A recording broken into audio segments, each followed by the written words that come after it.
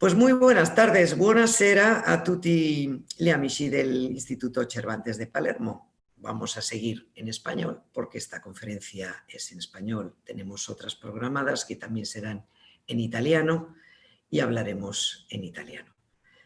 Es un orgullo y una satisfacción para nosotros en este otoño cultural en línea que hacemos desde el Instituto Cervantes de Palermo, tener entre nuestras sillas virtuales este salón en esta tarde aquí en Palermo llena de nubes pero preciosa, a una gran historiadora mexicana, queridísima amiga, que es Alicia Mayer, la directora del Instituto de Estudios Mexicanos de la UNAM, la gran universidad en español, porque si no estoy mal, corrígeme Alicia, la UNAM de México, la Universidad Autónoma Nacional de México, para los que no están introducidos en las siglas de esta gran universidad, yo creo que es la universidad más grande del mundo en español. Tenemos una población, Beatriz, entre estudiantes, profesores y trabajadores de medio millón. Medio millón. Medio millón, sí. Tenemos 14 campi en el mundo, en 9 países. 9. Hay también. Es efectivamente, bueno, en México se le llama la Universidad de la Nación. La Nación. Es el buque insignia de la ciencia, premios Nobel que han salido allí. Es un orgullo para el Instituto Cervantes colaborar con la UNAM de México. Nosotros nos hemos conocido en nuestra etapa madrileña, tú como responsable, como directora del Centro de Estudios Mexicanos en Madrid, que estabas ahí con nosotros en el Instituto Cervantes también. Yo he tenido el honor de formar parte de vuestro comité asesor. Hemos trabajado conjuntamente actividades preciosas. Es bueno, pues la hermandad entre México y España, y el Cervantes tiene que trabajar con sus hermanos. En este caso también el CIELE es otra herramienta, que es el diploma español como lengua extranjera, pero no es el DL, que tiene unos parámetros distintos, sino se puede hacer no en esas fechas, digamos, limitadas que tiene el DL, que son unas cuantas convocatorias al año, en el CIELE, que es un diploma del español panhispánico. Esto quiere decir que está también aprobado por las autoridades de México, en este caso la UNAM también. Está aprobado por las grandes universidades no solamente de México, de Colombia, de Argentina y de un largo etcétera de países iberoamericanos y de universidades españolas, no solamente el Instituto Cervantes, que estamos nosotros como digamos una parte más de este gran diploma CIELE. Que para la información del CIELE, pues todos ustedes se pueden conectar en la página web del Instituto Cervantes o la propia de la UNAM, y tienen ahí todas las informaciones de cuándo pueden hacerlo, en qué lugares del mundo, etcétera, etcétera. Es una forma de trabajar por ese panhispanismo que la propia Real Academia de la Lengua y la Asociación de Academias de la Lengua en toda Iberoamérica han trabajado tan fuertemente para que esta lengua, que hablan casi 650 millones de personas, pues trabajemos para que todo el mundo la conozca mejor, y más si hay una cultura común con una riqueza increíble, porque claro, cada hablante, cada país va dando un punto distinto. Y aquí tenemos una gran embajadora precisamente de la cultura en español mexicana, que es también de todo el ámbito hispánico. Para todos es lo mismo, porque somos con distintas, pero es nuestra lengua madre común. En Canadá, nada menos, es una persona que se ha criado y ha hecho toda su carrera, digamos, de investigación, la licenciatura, el doctorado en historia, en la UNAM, con grandes premios de investigación. Es miembro también de la Academia Mexicana de la Historia desde 2019, profesora de historia, especialista precisamente en la historia de las relaciones del periodo colonial y las religiones. Asimismo, tiene premios que llevan el nombre de la persona que va a hablar, de la gran sabia mexicana, que es Sor Juana Inés de la Cruz. El reconocimiento Sor Juana Inés de la Cruz, otorgado por la UNAM en 2005, el Premio de Investigación en Ciencias Sociales y Humanidades también por la Academia Mexicana de Ciencias. En fin, un montón de libros que he publicado. Yo no me voy a alargar, todos ustedes tecleen el nombre en Google de la profesora Alicia Mayer, les va a parecer una cosa larguísima y siempre interesante y siempre de interés. Y ahora, pues con la gran responsabilidad de la dirección de este Centro de Estudios Mexicanos de la UNAM en Canadá. Así que en un lugar donde se aprecia y se quiere también esa cultura mexicana y esa cultura en español. Decir que Alicia Mayer es de las personas que más sabe, porque ha tenido además un grandísimo maestro que ha editado ella las obras que se han ido preparando de los grandes maestros de la historia de México, ¿no? Que yo creo que esta labor de recuperación de todo lo que ha sido la gran tarea y la escuela que ha creado en la Universidad de México el maestro de Alicia Mayer, y que ella reconoce y ha ayudado a dar a conocer, y que tenemos que dar a conocer desde todos los ámbitos, también desde el Instituto Cervantes. Yo creo que gracias, Alicia, por esa recuperación de esos grandes maestros, porque en estos momentos de pandemia parece que las personas que ya son mayores no tienen valor, y son los que han transmitido el conocimiento a lo largo de la historia, y hace que seamos y conozcamos todo lo que sabemos gracias a esas personas. Y esa labor que tú haces de recuperación de tu maestro es verdaderamente loable. Así que, en nombre del Instituto Cervantes, gracias por dar a conocer también esa labor importantísima de difusión de la historia y de creación de buenos investigadores para que no se pierda lo que hemos hecho el ser humano a través de los siglos. Y nada más, agradecer la presencia de tantas personas que de una manera particular les he estado diciendo antes de empezar.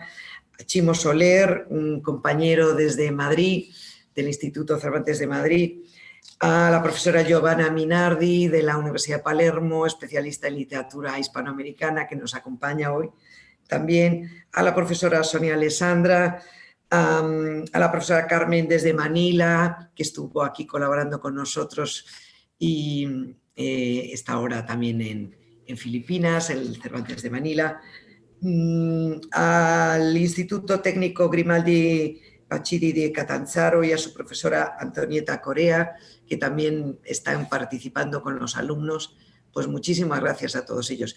Y alguno más que no os veo aquí. La profesora Ruta, veo que está conectada. La profesora Ruta, que no la he visto, que es para nosotros la madre del hispanismo en Sicilia. Así que todos sed muy bienvenidos, y mil gracias, Alicia, por aceptar esta invitación con toda esa generosidad que siempre has tenido con el Instituto Cervantes, conmigo, y ahora pues te lo agradezco también en nombre del Instituto Cervantes de Palermo. Muchísimas gracias, Beatriz.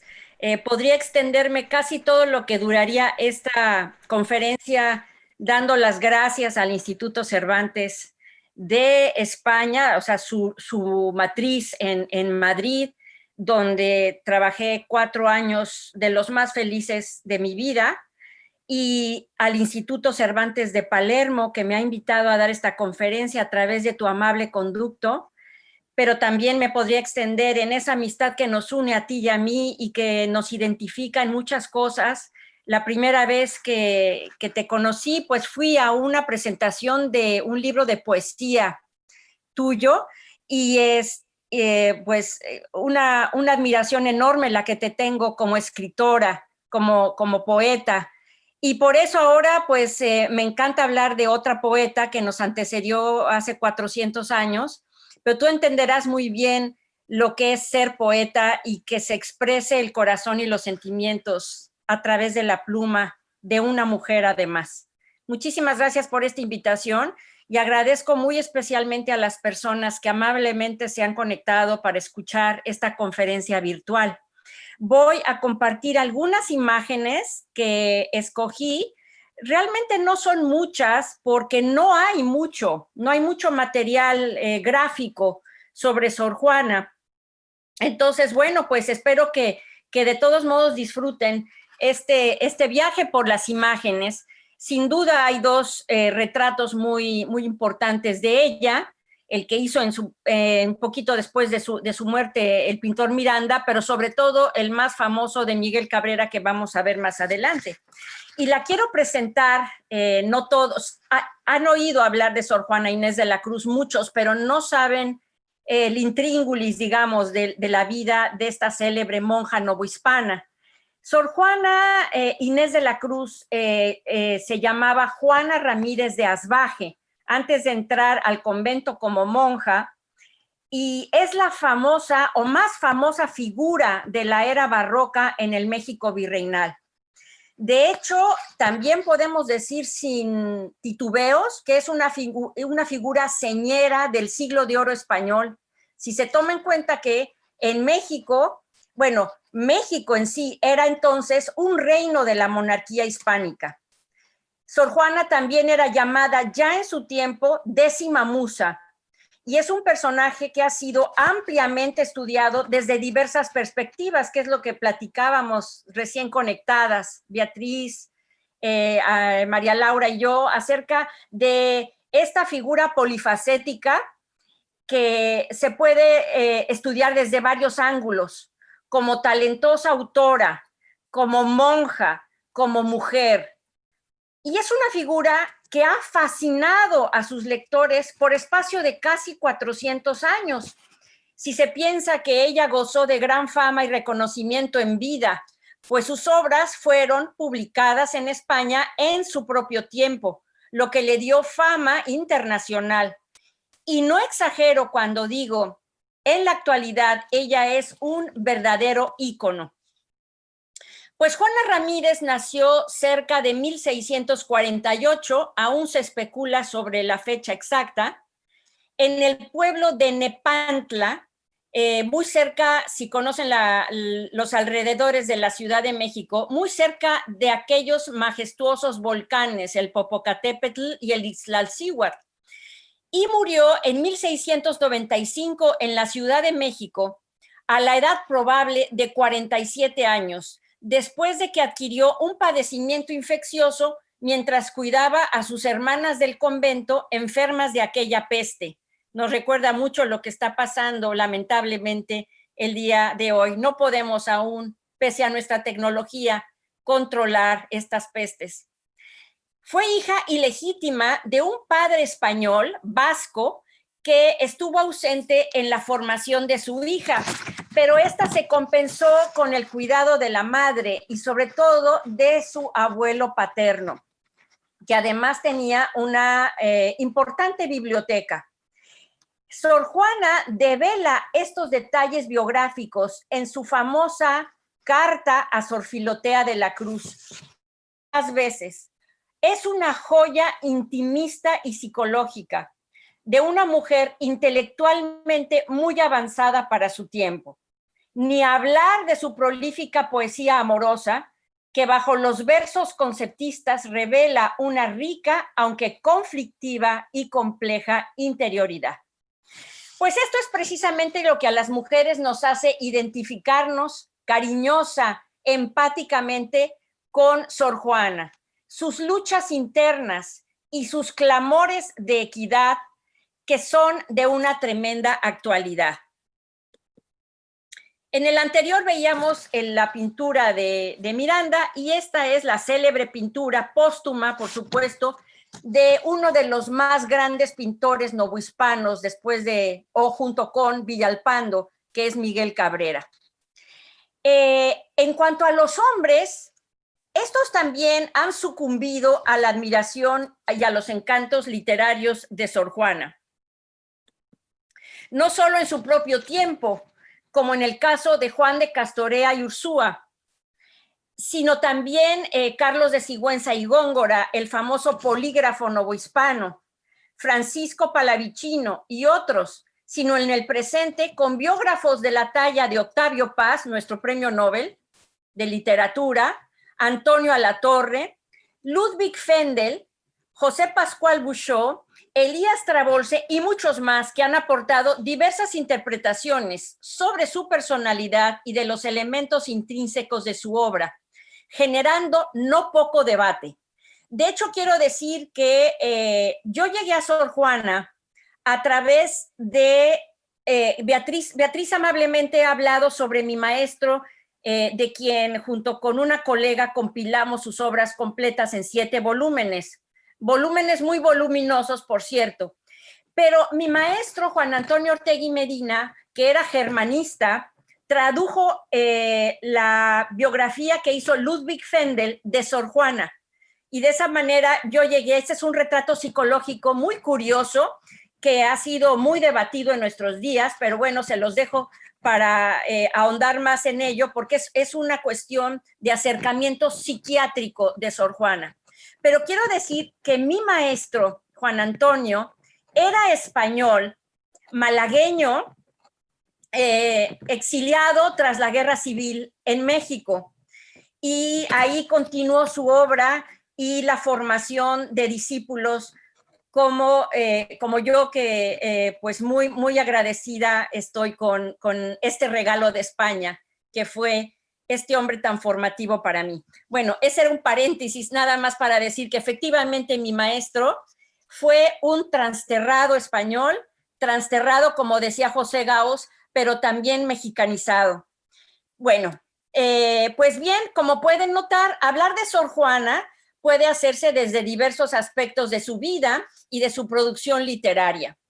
Y puede derivar en una conversación larguísima, interminable, yo diría eterna. Hay una cantidad de bibliografía de Sor Juana como la que puede haber de los grandes de la literatura del siglo de oro y de muchos otros personajes de calibre, ¿no? Enorme.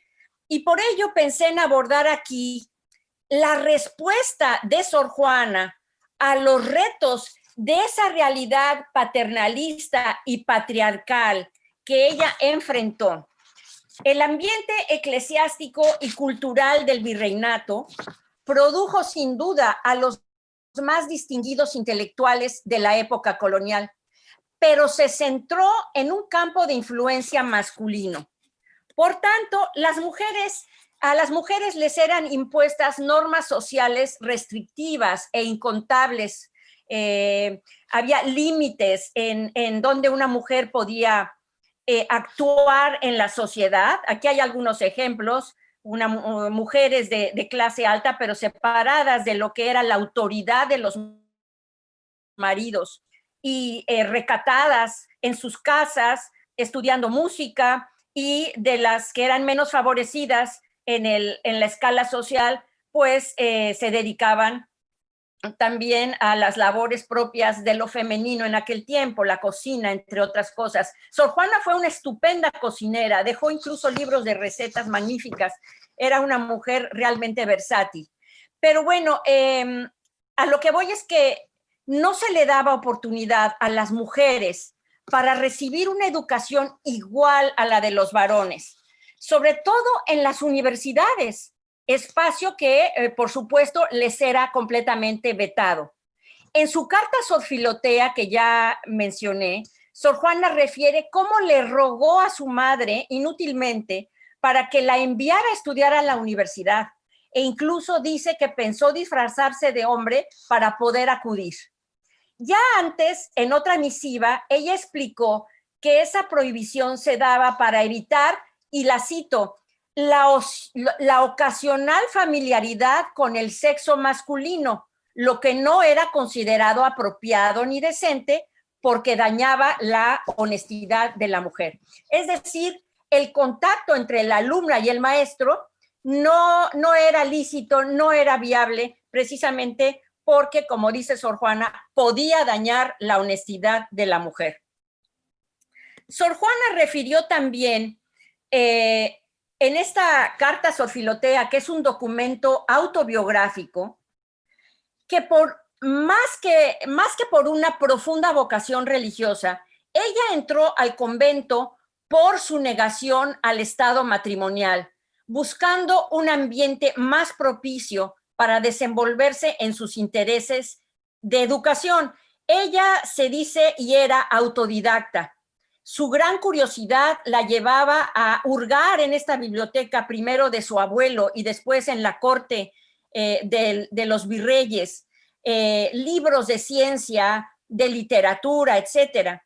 Y en sus propias palabras, ella afirmó lo siguiente: no quería tener ocupación obligatoria que embarazase la libertad de mi estudio, ni rumor de comunidad que impidiese el sosegado silencio de mis libros.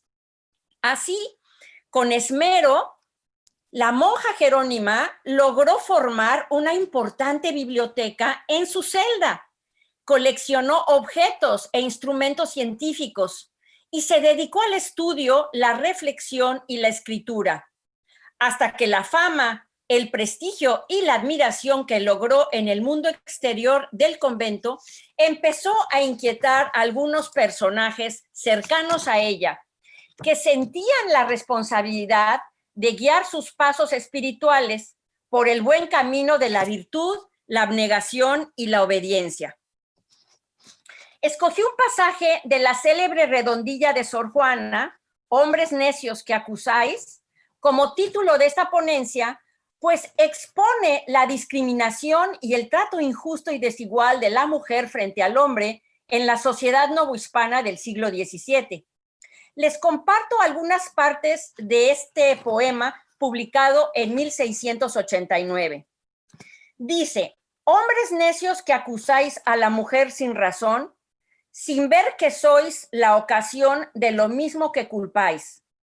Si con ansia sin igual solicitáis su desdén, ¿por qué queréis que obren bien si las incitáis al mal? Combatís su resistencia y luego, con gravedad, decís que fue liviandad lo que hizo la diligencia. Con el favor y el desdén tenéis condición igual. Quejándoos si os tratan mal, burlándoos si os quieren bien. Opinión, ninguna gana, pues la que más se recata si no os admite es ingrata, y si os admite es liviana. Siempre tan necios andáis, que con desigual nivel a una culpáis por cruel y otra por fácil culpáis. ¿Cuál mayor culpa ha tenido en una pasión errada, la que cae derrogada o el que ruega decaído? ¿O cuál es más de culpar, aunque cualquiera mal haga, la que peca por la paga o el que paga por pecar? Pues ¿para qué os espantáis de la culpa que tenéis? Queredlas cual las hacéis o hacedlas cual las buscáis. El poema es más largo, pero bueno, para que se den idea de la genialidad en la que puede ella expresar esa desigualdad con el género masculino. Sor Juana defendió la igualdad entre hombres y mujeres en educación y en conocimiento. No fue mucho más allá. Esto, aunado a sus opiniones sobre el amor, la misoginia y la igualdad entre los sexos, le granjearon la animadversión de algunas autoridades de la Iglesia, cosa difícil para una monja. Hablaré de cómo Sor Juana dio respuesta a los influyentes clérigos que cuestionaron su labor como escritora y su indisciplina como monja, y cómo, utilizando diversos recursos retóricos, ella enfrentó la marginalización y la discriminación femenina en la sociedad de su tiempo. Octavio Paz una vez señaló que de todos los enigmas que rodearon a Sor Juana, dice, ninguno encendió tanta controversia como su relación con la jerarquía eclesiástica. Sobre todo, 3 varones de su círculo inmediato quisieron ejercer control sobre sus actividades personales e intelectuales, y tenemos la fortuna de verlos aquí representados. El jesuita Antonio Núñez de Miranda, en el grabado, él nació en 1618, murió en 1695, fue su confesor, es decir, la imagen masculina más cercana, estando ella en el convento. Pero después también Manuel Fernández de Santa Cruz, en medio de la imagen, nació en 1633, murió en 1699, era obispo de Puebla y amigo cercano de Sor Juana. Y finalmente Francisco Aguiar y Seijas, que nació en 1632, murió en 1698, el arzobispo de México. Ellos fueron prominentes y poderosos individuos de la élite eclesiástica de la Nueva España y mostraron una arrogante incomprensión hacia la actividad intelectual de la monja, lo cual es explicable por el tiempo y el contexto de la Nueva España en ese entonces. Es decir, no podemos suponer que estos clérigos pensaran diferente o como quisiéramos, según los cánones de nuestro propio tiempo y espacio. Pues bien, por muchos años, los prelados toleraron las libertades de la monja Jerónima en sus actividades intelectuales, digamos, hicieron de la vista gorda, y Sor Juana logró de manera muy inteligente y acomodaticia subvertir la presión que ellos ejercían. Un parteaguas en la labor de Sor Juana ocurrió en el año de 1680, cuando el Cabildo de la Catedral de México le solicitó expresamente a la ya entonces famosa escritora que ideara un arco triunfal para conmemorar la entrada del virrey Marqués de la Laguna y de su esposa a la Ciudad de México. Sor Juana compuso el Neptuno alegórico, incluso el Cabildo le pagó 200 pesos, que era una suma bastante considerable. Y el Neptuno alegórico aumentó su fama y la posicionó además como una persona muy cercana a la corte, y en especial inauguró su amistad con la virreina María Luisa Manrique de Lara y Gonzaga. Y si ustedes leen la poesía amorosa de Sor Juana, se refiere a ella como la divina Lisi. Y en consideración a Sor Juana y por su amistad, pues la virreina entregó a las prensas en España las obras de Sor Juana que vieron la luz gracias a esta amistad. Pues esta relación de Sor Juana con los virreyes, el éxito y la fama extramuros del convento, en fin, suscitó en su confesor, Antonio Núñez de Miranda, celos, envidia, no sabemos cómo llamarle, pero el caso es que reprende a Sor Juana y le reclama por desviarse de su vocación religiosa y de sus obligaciones en el convento. El jesuita era toda una eminencia, una persona muy respetada, de gran influencia y autoridad moral, un ávido lector de memoria privilegiada, como lo define su biógrafa, una de sus biógrafas, María Águeda Méndez. Era confesor de personas influyentes, tanto de virreyes como de monjas, y durante unos meses fue provincial de la Compañía de Jesús. Por 32 años fue prefecto de la Congregación de la Purísima Concepción de la Virgen María y calificador del Tribunal del Santo Oficio Novohispano durante 34, y prolífico y fino escritor de textos, en su mayoría dogmáticos y normativos. Esta era la figura del confesor de Sor Juana.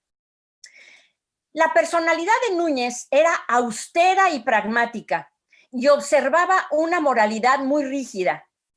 Era una figura patriarcal para la monja, un guía y protector, pero al mismo tiempo, como refiere la biógrafa Dolores Bravo se comportaba como un verdadero tirano.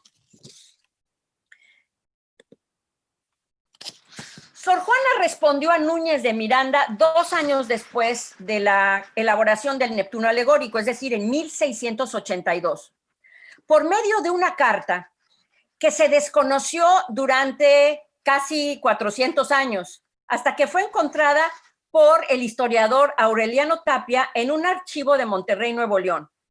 Esta carta cambió radicalmente en cuanto a datos biográficos que podemos conocer ahora, tanto de la relación, tanto de la vida de Núñez como de Sor Juana, como de esta relación bastante tormentosa. El documento reveló muchas cosas del carácter y de la personalidad de ambas figuras y permitió conocer, como digo, detalles de su relación. Trataré de resumir un poco esta larga carta, que es interesantísima.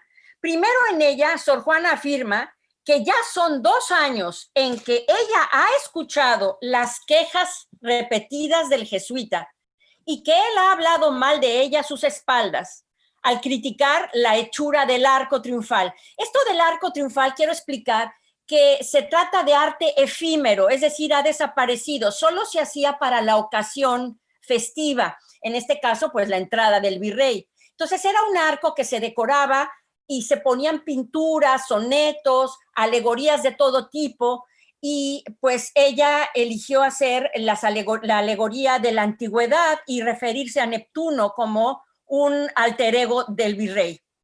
Entonces él se quejaba de esta hechura del arco y ella se quejaba a su vez de que él estuviera hablando de ella mal a sus espaldas.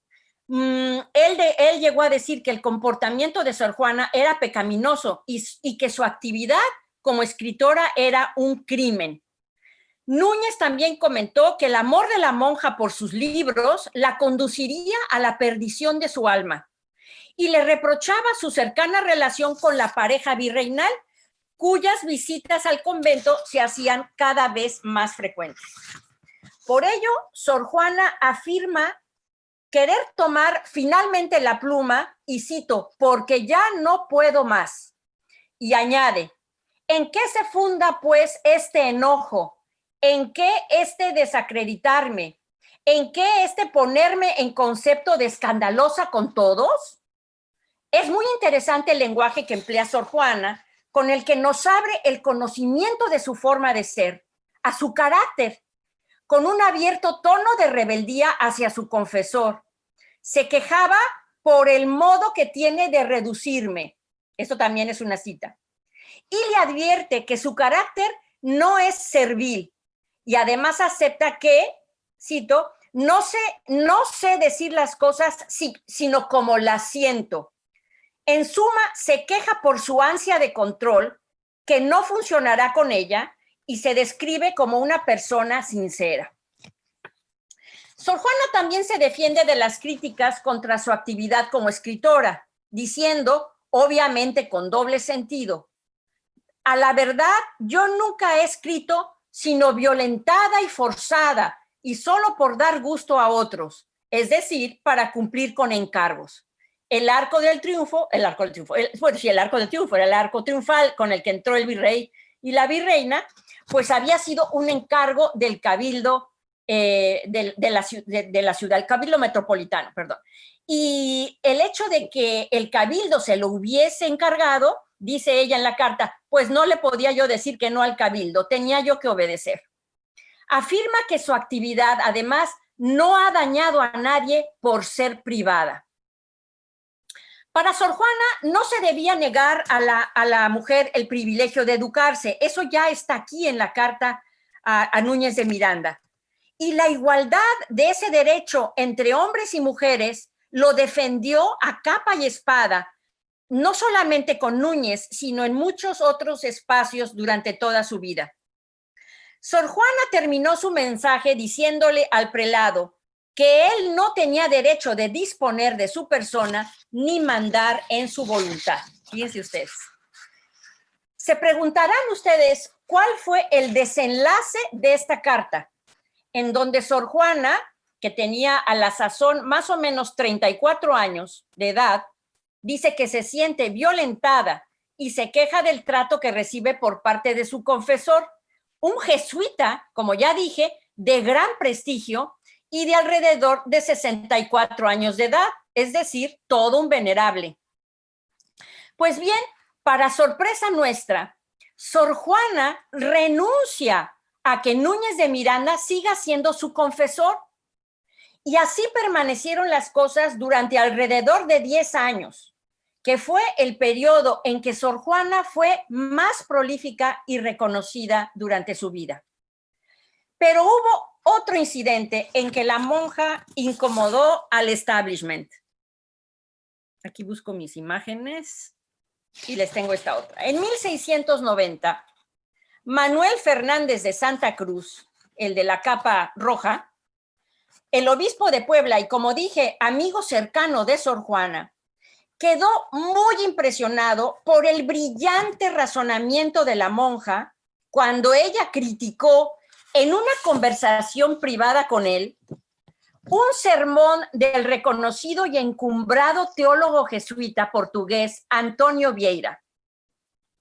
Fernández urgió a Sor Juana que escribiera sus conclusiones, lo que resultó en un escrito que ella llamó La crisis de un sermón. La intención de Sor Juana fue compartir sus reflexiones de los argumentos de Vieira exclusivamente con Fernández, pero resultó que este último, aparentemente sin el consentimiento de la monja, publicó el manuscrito que apareció con el título de Carta Atenagórica. No me adentraré porque no tengo tiempo, desafortunadamente, bueno, y porque además puede resultar algo tedioso, en el análisis de las cuestiones teológicas con que Sor Juana impugnó a Vieira, sino a la respuesta que ella tuvo que dar cuando un círculo de prelados fue movido a escándalo, cuando ella, una mujer, una monja, se atrevió a cuestionar a una autoridad como Vieira. Algunos comentaron que esas reflexiones eran bárbaras y heréticas. Y a pesar de la admiración que le generó a Fernández de Santa Cruz la crítica de Sor Juana, él guarda silencio, no la defiende.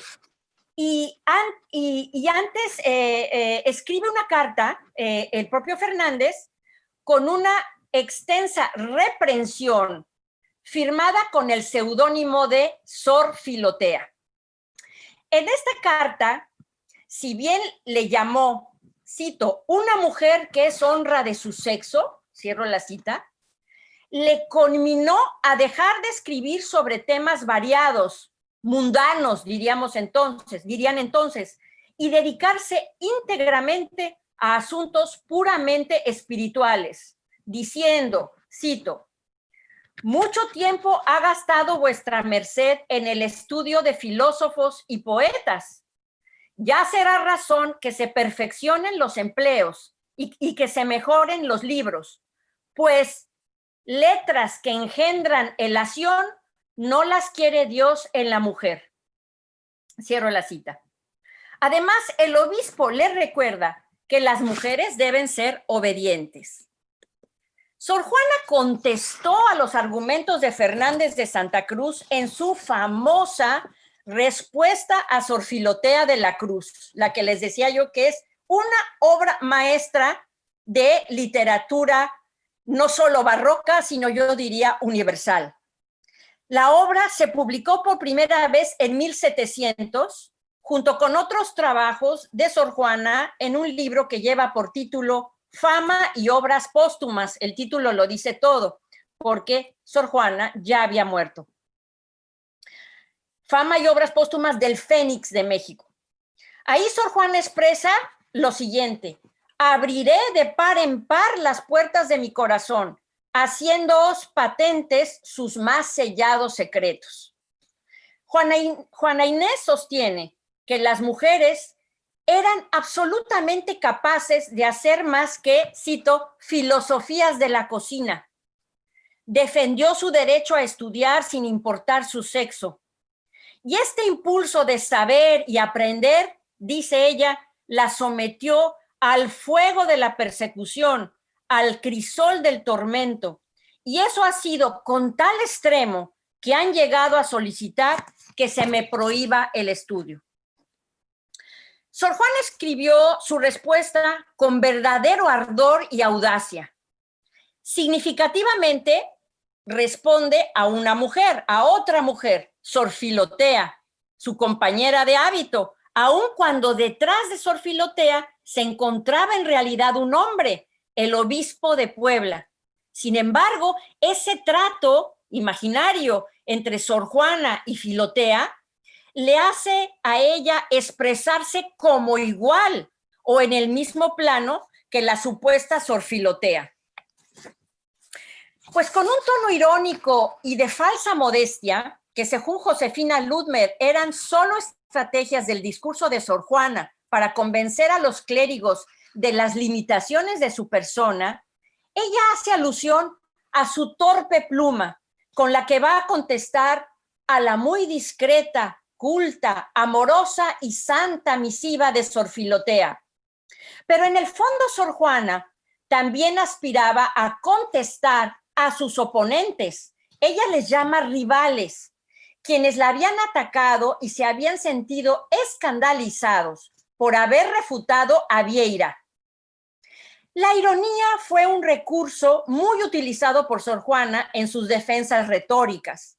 Aquí otro, por ejemplo, dice: por ventura no soy más que una pobre monja, la más mínima criatura del mundo y la más indigna de ocupar vuestra atención. Cierro la cita. Pero aún así, abiertamente declaró que ella tenía toda la libertad de disentir de Vieira. En sus respuestas descubrimos los valores que Sor Juana defendía, muchos de los cuales se adelantaron a su tiempo. Esto chocó abiertamente con las ansias de control y de dominio de las autoridades poderosas, patriarcales, masculinas de ese momento histórico. Estamos hablando del siglo XVII.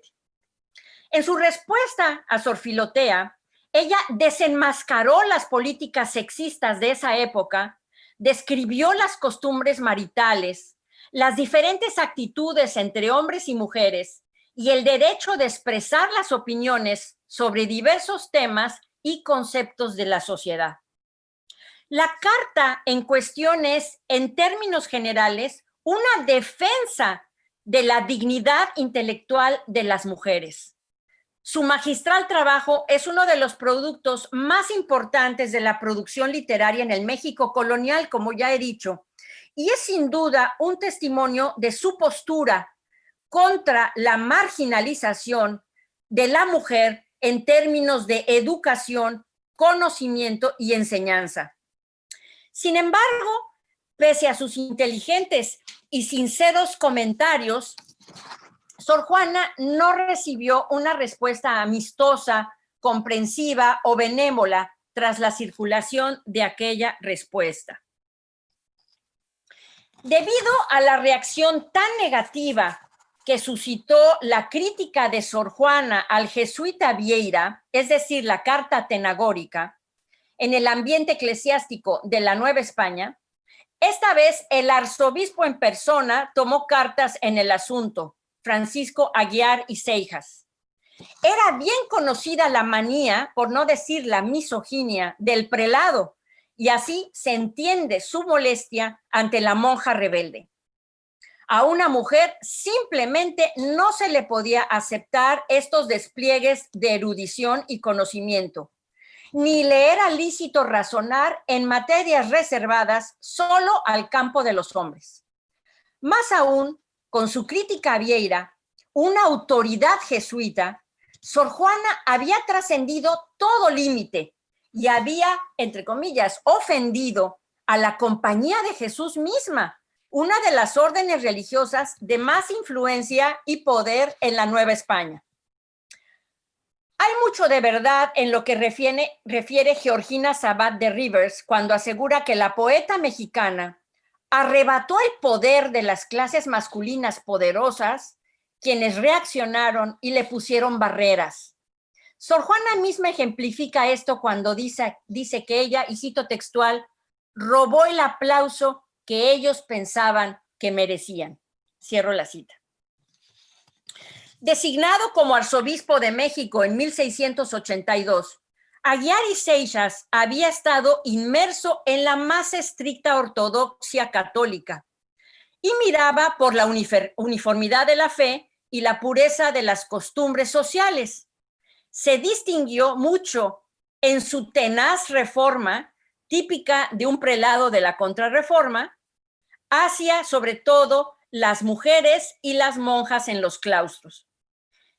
En particular, no quería que las mujeres salieran ni de sus hogares, ni en el caso de las mujeres seculares, ni de las monjas en el caso de las que estaban en los conventos.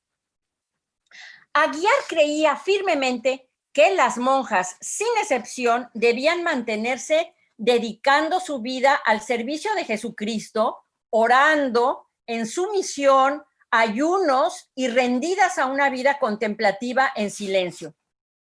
En su visión de una república cristiana, estas vírgenes esposas de Cristo debían abandonar su libre albedrío, imitando la pasión del Redentor. Era más que evidente que Sor Juana no encajaba en este modelo de la observancia de los votos monásticos ni con los ideales conventuales. Por años, su conducta y actitudes retaron las regulaciones estrictas que demandaba la vida conventual y ella cuestionó una tras otra vez el sistema disciplinario y de obediencia delineados por la Iglesia. El arzobispo reaccionó a lo que consideró como una conducta desobediente. Deben haberle molestado también otras situaciones de las que ya había recibido quejas en torno a la monja, así como las muestras de cariño recíproco de Sor Juana y la virreina María Luisa Gonzaga. Además de estos estudios de la monja, de filósofos empíricos y herméticos e intelectuales no cristianos.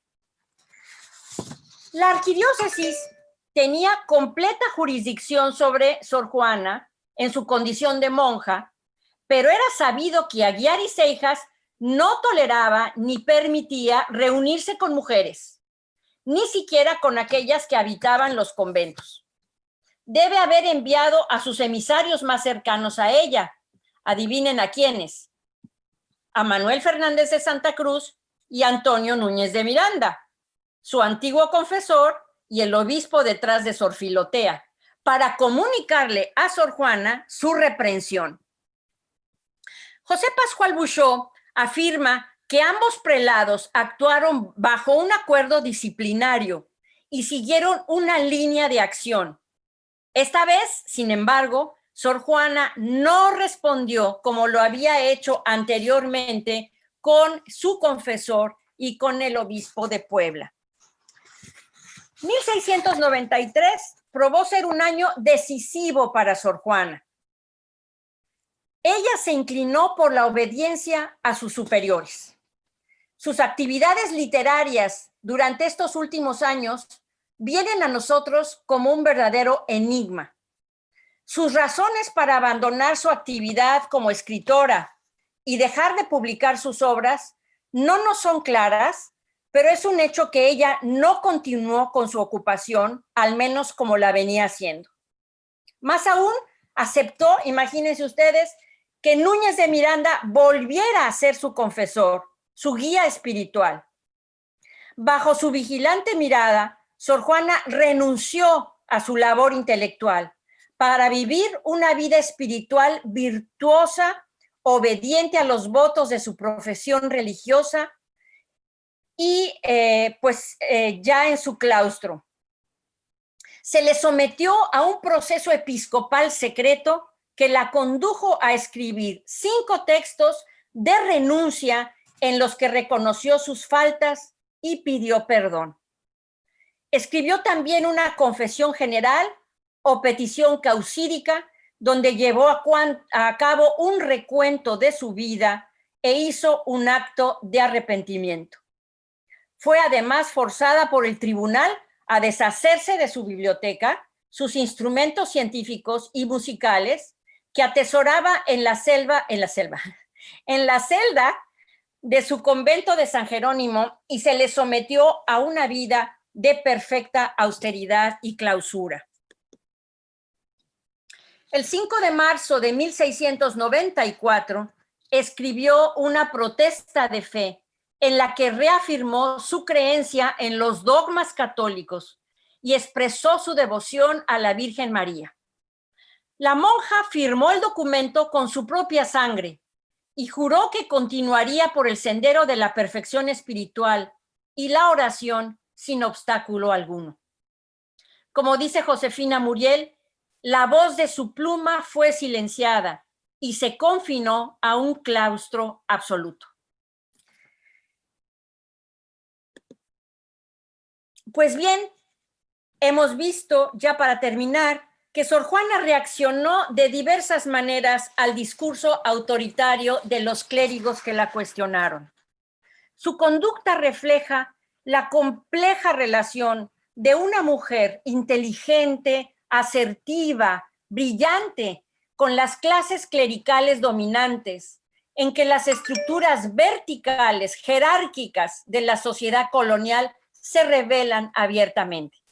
Entre el control y la obediencia, Sor Juana, sin embargo, no se dobló completamente ante la ideología de la Iglesia novohispana, a pesar de haber estado sujeta a su dominio, y pudo realizar durante muchos años sus tareas intelectuales.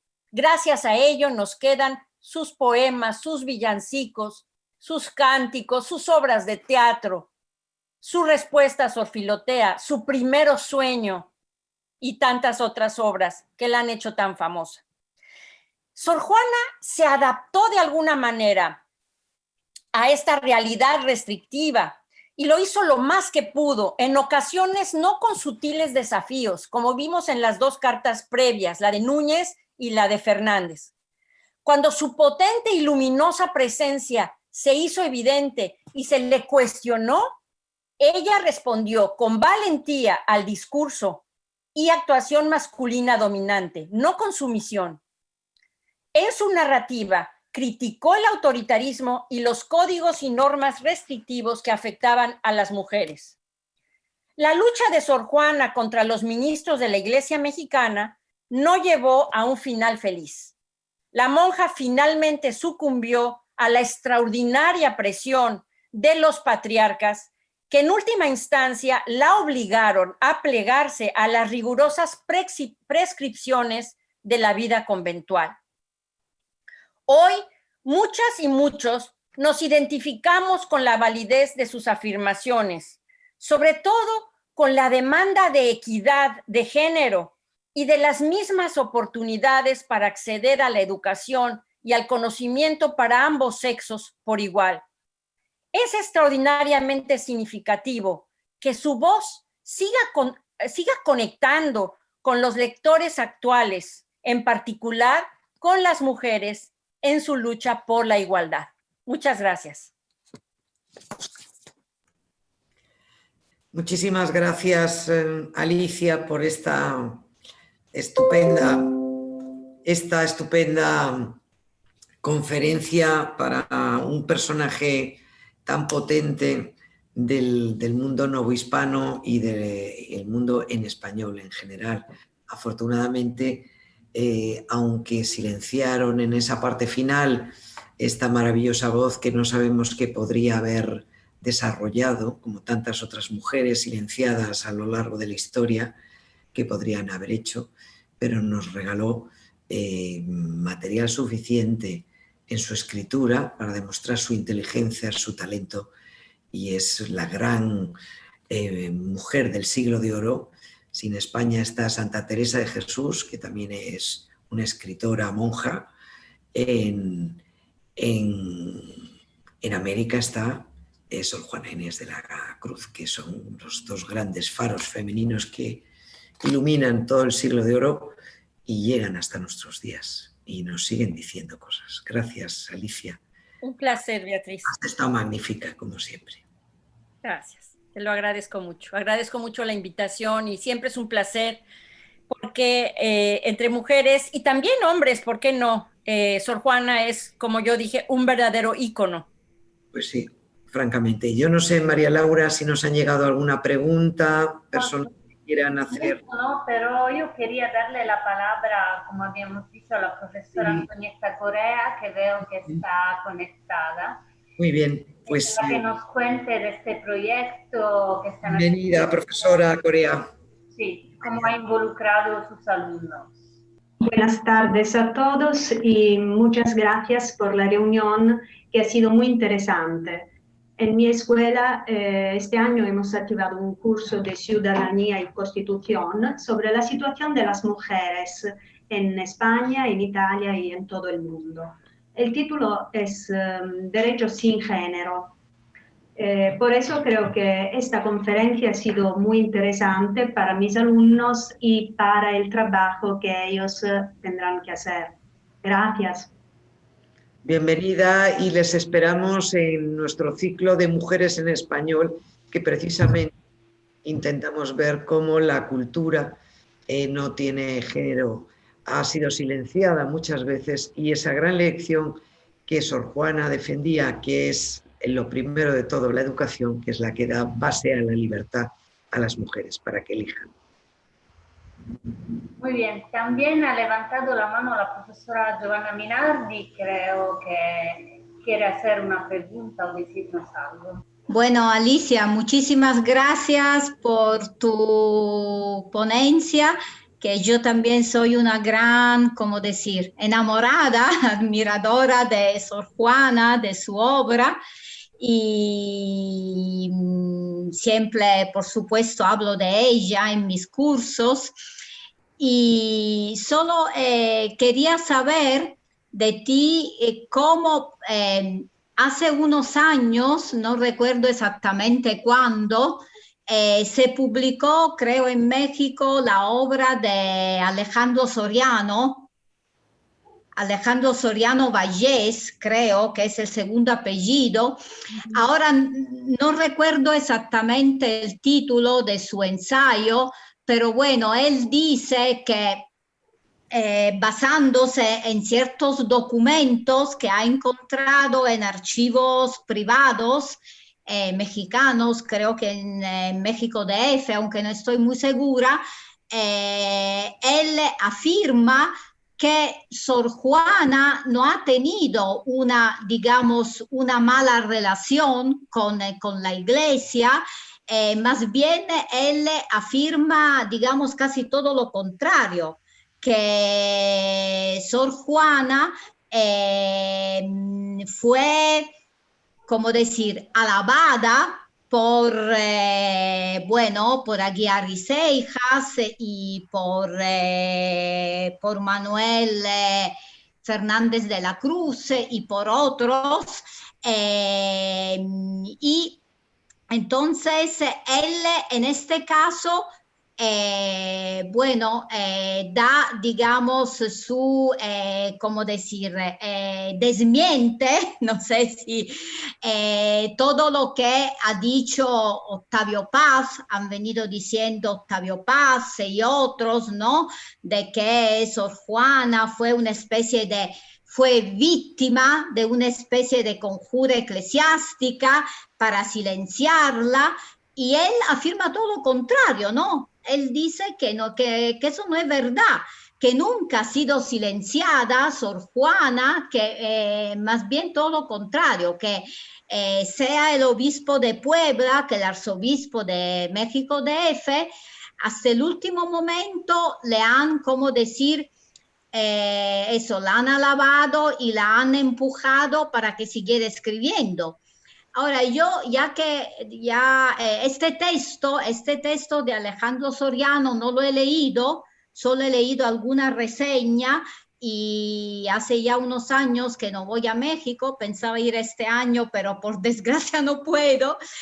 Quisiera saber eso, cómo se ha acogido, qué acogida ha tenido este texto en México, bueno, por parte de la crítica y de los historiadores, de las historiadoras como tú, que bueno, yo conozco tus textos, te admiro mucho, y eso, saber un poco, porque esta es una voz, como decir, casi,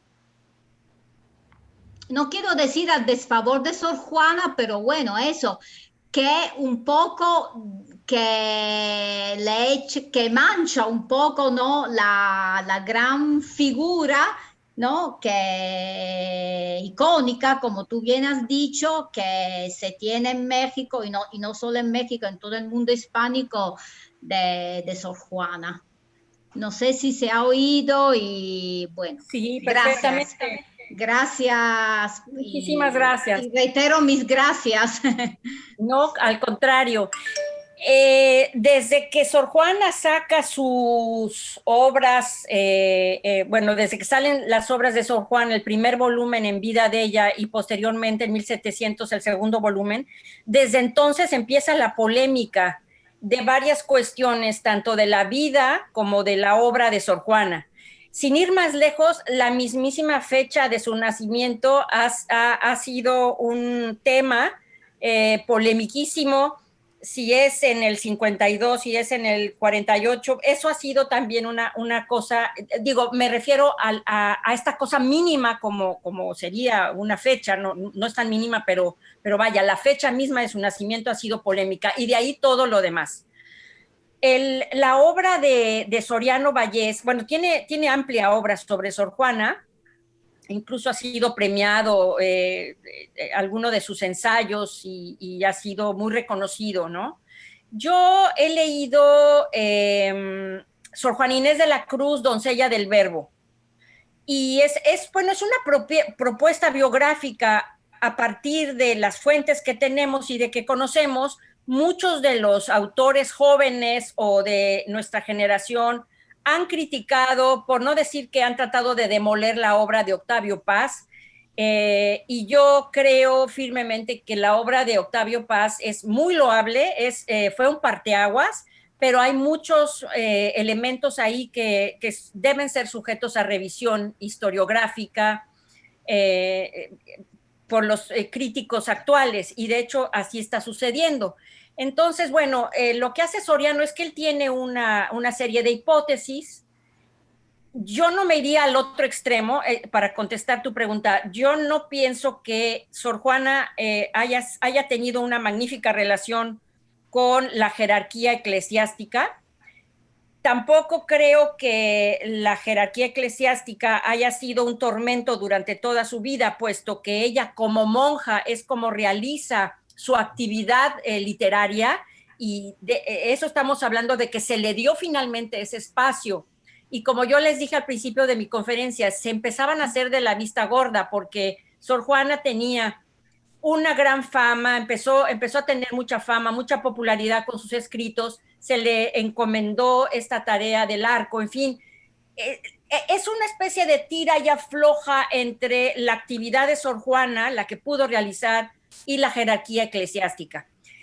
De lo que yo estoy hablando lo puede leer quien sea, es decir, si nos vamos a la fuente primaria, que son las cartas de Sor Juana, la carta a Núñez de Miranda y la respuesta a Sor Filotea, ella se revela a sí misma como ser humano, como mujer, y dice lo que piensa, y también se puede interpretar lo que dice entre líneas, porque no siempre es directa, sino que ella alcanza una meta de comunicación con sus lectores, como yo dije bien, a través de la ironía y de la falsa modestia, pero se puede leer entre líneas finalmente a dónde lleva ella sus escritos y su pensamiento.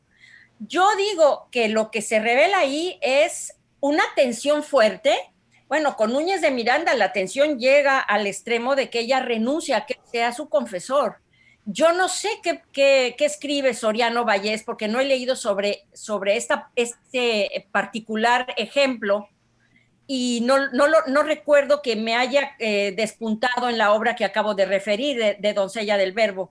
pero ahí está, y esos son los hechos, porque Sor Juana misma en la carta se revela contra el maltrato que le hace Núñez de Miranda al haberla acusado y al haberla criticado por el Neptuno alegórico. Y luego tenemos a Sor Filotea, la carta a Sor Filotea, que es de la pluma de Sor Juana, igual contestándole a Fernández de Santa Cruz una serie de argumentos de los que ella para nada está de acuerdo. Es decir, ella se muestra no como una mujer sumisa, sino como una mujer altiva, y ella gana espacios. No, yo no creo que haya sido totalmente aplanada en este momento, pero al final de su vida no sabemos en realidad qué pasó, porque también hay una polémica enorme en cuanto a que si renunció totalmente a su actividad de escritora. Otros dicen que no renunció del todo, pero que fue más discreta. Hay historiadores que incluso dicen que tenía dinero suficiente para volver a comprar libros para su biblioteca personal, pero desde luego el perfil fue mucho más bajo. Entonces, mientras no salga nueva documentación archivística, nuevos documentos primarios que nos den más luz, todo lo que está en nuestra mesa para el estudio es sujeto a estudio, análisis, subjetividad y debate. Gracias. ¿Hay alguna pregunta más, María Laura?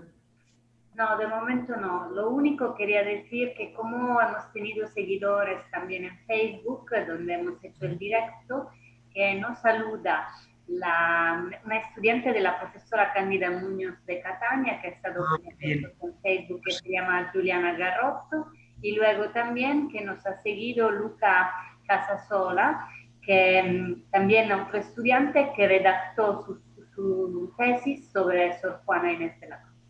Qué bien.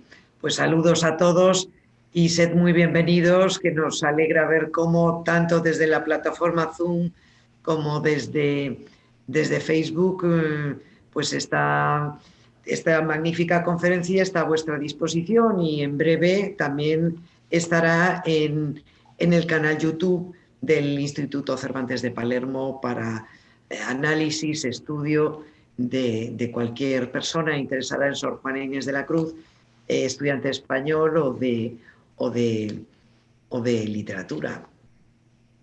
Muy bien. Pues Alicia, un placer como siempre. Esperemos que pronto puedas estar, ya sea de manera presencial o en otro tema de los que tú sabes, con nosotros para compartir este espacio. Muchas gracias a todos ustedes. Gracias a María Laura Cascio por siempre esa labor que no se ve, pero que es necesaria y que siempre haces también.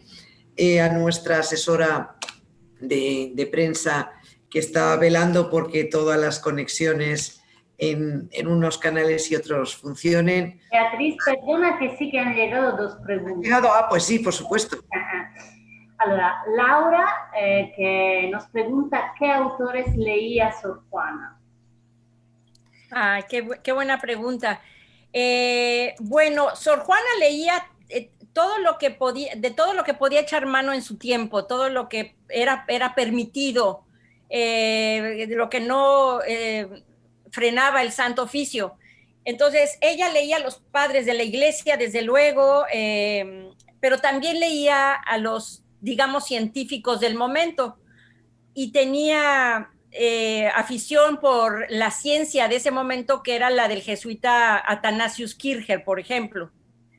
Pero también leía a Virgilio, a Horacio, a Góngora, a los autores españoles, en fin, tenía una biblioteca bastante amplia. Muy bien, luego tenemos a Lavinia Mancuso, que nos pregunta si Sor Juana es estudiada por los alumnos de las escuelas mexicanas.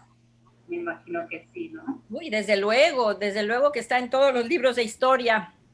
Sí, está. Sor Juana es un referente en la historia de México, sin duda. Muy bien, y luego tenemos a Denise, que nos pregunta: a la Iglesia y al poder, ¿no le gustaba Sor Juana por ser una mujer de cultura o no les gustaba lo que decía en sus obras? No les gustaba por ser una mujer que transgredía los límites de las actividades femeninas.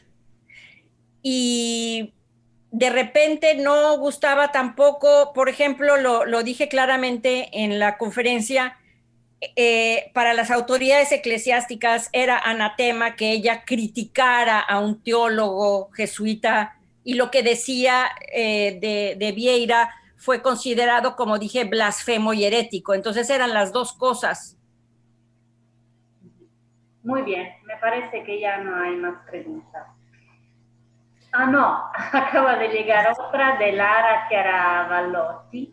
¿Las obras de Sor Juana fueron aceptadas por el público? Desde luego que desde su mismo tiempo, Sor Juana gozó de fama y era una persona que era conocida y reconocida en México y en España, y creo que tuvo muchos más admiradores que detractores. Muy bien.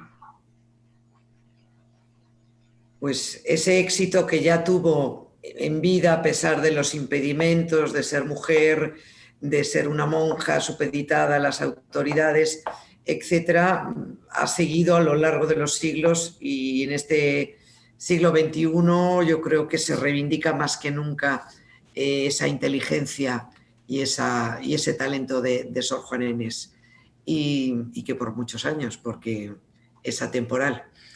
Bien, pues muchísimas gracias de nuevo, Alicia, Mario, un abrazo muy grande. Un abrazo grande a ti y a todas las personas que nos hicieron favor de acompañarnos el día de hoy. Estoy muy agradecida. Seguimos Oler desde Madrid, desde Manila, desde cualquier lugar de Italia, desde cualquier... Beatriz, perdona, acaba de entrar una pregunta, la leemos.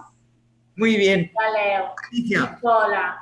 ¿Era normal para las mujeres mexicanas ser combativas de esta manera? La teoría es que no.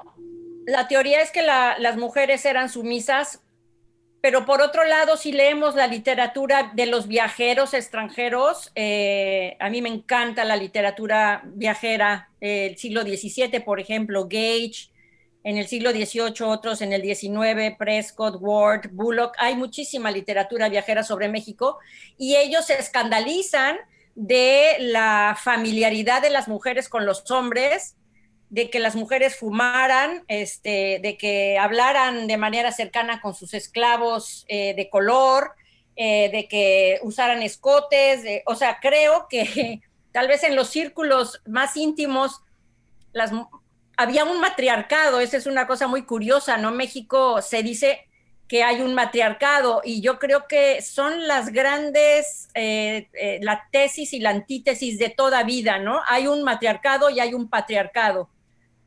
Hay libertad y hay represión, hay machismo y hay libertades.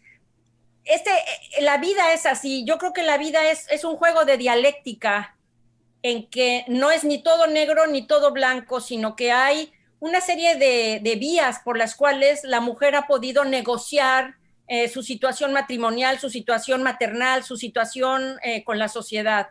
Entonces yo creo que había de todo. Las formas eran que fuera la mujer recatada, que fuera la mujer obediente, que fuera sumisa, pero en las casas quién sabe quién mandaba, como en las películas de Sara García y Pardavé, ¿no? A principios del siglo XX, pues mandaba la mujer. Estrategias a través de los siglos. Así es. Y bueno, la mujer mexicana es una mujer fuerte y es una mujer con mucha energía y que transmite esa energía, ¿no? Muy bien, pues, ¿hay alguna más?